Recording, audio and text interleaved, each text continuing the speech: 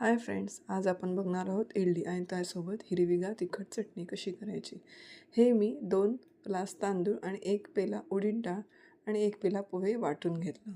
पीठ किती छान आलं ते बघा. आपण आता इडलीच्या भांड्यामध्ये इडली लावून घेऊया. हे माझ्याकडे इडलीचं भांडं 16 इडली निघतात असं माझ्याकडे भांडं आहे.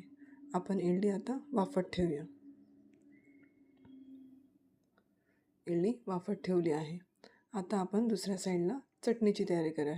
ओलं खोबरं, कोथिंबीर, आलं लसूण, मिरची, चणा डाळ, हळद,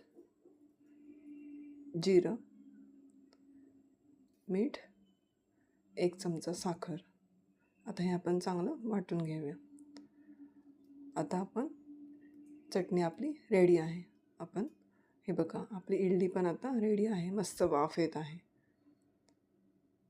आता आपण एका साईडला चटणीला फोडणी देऊया. फोडणीच्या भांड्यामध्ये आपण तेल घातलं आहे.